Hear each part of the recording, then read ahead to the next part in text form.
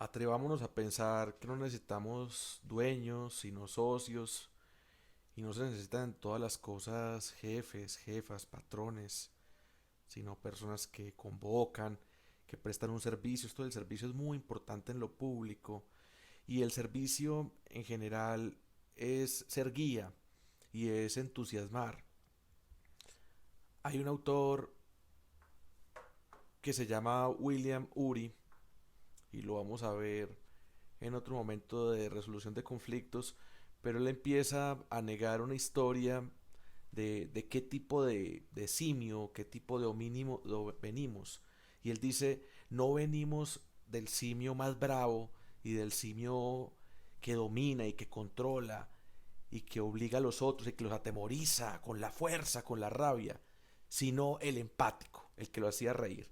Qué interesante que el jefe de la manada de unos micos y unas micas sea esa criatura que hace reír a los otros, que les da más placer, que les da más risa, que los guía, que les propone mejores juegos.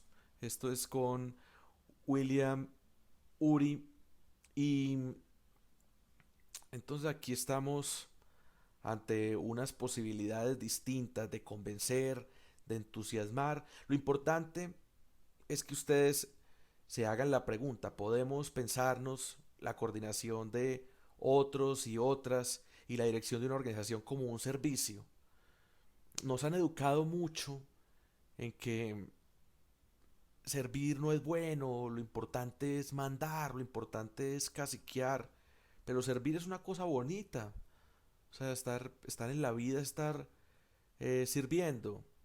Mm, y muchas veces, digamos, adelantarse, hacer escuela, dar ejemplo, es bonito que uno está en una coordinación, uno está esperando que le sirvan los otros, no está esperando que todos aprendan y hagan su parte y se entusiasmen y saquen lo mejor de sí, pero no que le sirvan a uno. Entonces uno desde arriba, compilando información, está esperando en servir. Hay en algunas organizaciones que yo he visto, ¿cierto? En lo empresarial, que se necesita una cabeza, pero cuando empezamos a dejar como ese mito que además es muy masculino, de mandar y de esencializar y de volverle como a eso muchos gestos y muchos símbolos, pues podemos empezar a rotar la dirección varios años. Eso pasa mucho en las universidades con los decanos, con las decanas.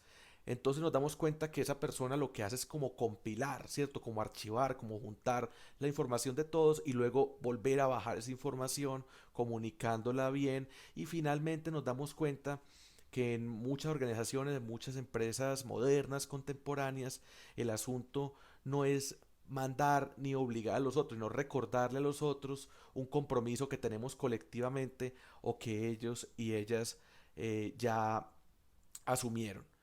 Pero aquí lo importante es irnos también acercando a otro tipo de grupos, a otro tipo de pandillas, como diría Cristóbal Peláez. Por ejemplo, una sinfónica, en una filarmónica, ustedes se acuerdan de esa persona con los palitos, el director de orquesta.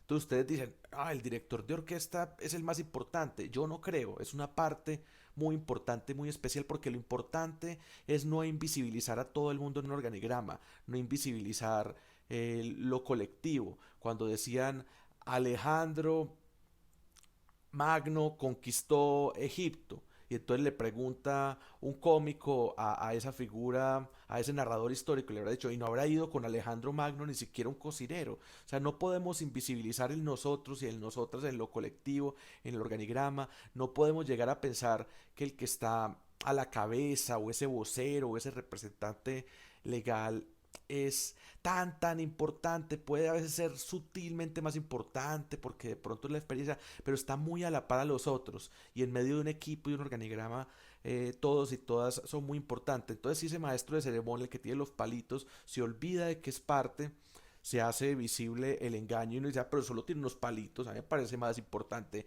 el que tiene el violín, el que tiene el saxofón. Entonces imaginémonos el que maneja lo jurídico, las finanzas, lo administrativo de un hospital, y de pronto se nos ha de abrir un corazón o nos ha de abrir un cerebro. Entonces ustedes de entrada pensarían que ese gerente de ese hospital es el más importante o presta un servicio muy importante. A veces también en un grupo teatral, En un gran teatro, el gerente, ese representante legal, pues no es el que sabe de música ni de teatro, entonces hay como otro encargado artístico, otro encargado cultural, entonces se vuelven igual de importantes los dos.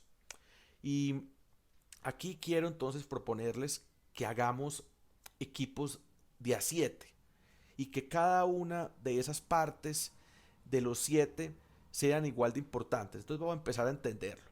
En una historia, uno empieza con un convocador, con alguien que da una idea, que entusiasma a los otros, pero que le parece muy importante, digamos, esos otros 6, esas otras 6, qué están pensando, cómo pueden corregir, cómo pueden aterrizar la cosa. Entonces, aquí es muy importante también que recuerden que esta persona puede cambiar en el tiempo, puede ser que vuelva a ser convocador varias veces o que el convocador se vuelva otra persona, porque esas 7 personas pueden estar haciendo lo mismo, pueden estar locutando, pueden estar investigando, haciendo pan, pero en algunas horas las van distribuyendo en algunas cosas. Entonces hay un convocador que entusiasma y da unas ideas, eso es una parte muy importante. Luego nos metimos aquí con una palabra enredada que es sintetizar. Y sintetizar es como el que hace el archivo, el que le pone a esto una inteligencia mayor porque logra como destilar, como ponerle una inteligencia a guardar la información, a ordenarla. Este es el más ordenado, la persona más ordenada de todas y es el que maneja los calendarios y los cronogramas. Entonces, de nuevo, este no manda, pero recuerda tareas, recuerda compromisos, asigna, redistribuye. Luego entonces, de ese sintetizador, pues de pronto vamos a necesitar a alguien que consiga cosas, que consiga cosas. Y entonces empieza un vocero, y es el que mejor representa al equipo, el que mejor representa el proyecto, el que puede convencer más a los otros, el más carismático, el de mayor discurso. Y este pues puede estar en la negociación y puede estar en el tú a tú, pero detrás puede tener a alguien mucho más técnico, mucho más tímido, que entonces ya después de la vocería llegamos a la divulgación. Entonces tenemos como, vamos a hacer un recuento para que no se vayan a perder. Convocar, sintetizar, que es como ordenar, es el verbo aquí que vamos a usar, de ordenar, que para nosotros tiene que ver mucho con el archivo.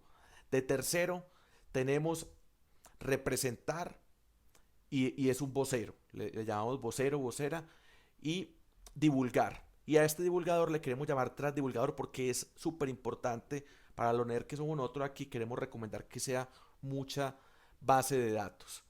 Y llegamos al almendrón del asunto.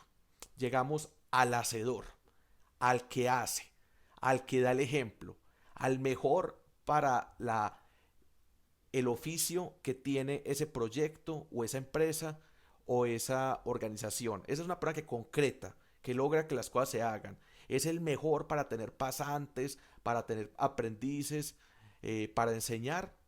Y junto a él usa mucho un investigador. También aquí la ñoñera, lo de nerd está de moda, nos permite pensar que en una panadería, que en un restaurante, que en el activismo, en todo siempre hay que investigar. Hay que investigar sobre la masa del pan, hay que investigar sobre cuáles son los factores de la injusticia que ha funcionado en otro país, otros referentes, estudio de mercado, medirse uno mismo, saber la gente en qué está, qué le molesta, qué quiere. Y vamos a dejar para el final uno muy bonito.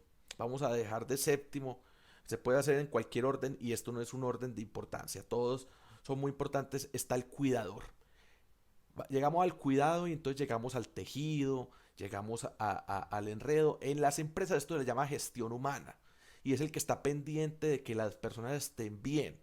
Pero también tiene mucho carácter, es el más empático, el que percibe más a la gente, el que sabe quién está maluco, el que se preocupa más por los demás, por las demás, pero también es capaz de resolver conflictos. Entonces estamos aquí con una teoría de equipos de 7. Y en esta teoría, pues recuerden, digamos, las reuniones con más de 7 personas no funcionan.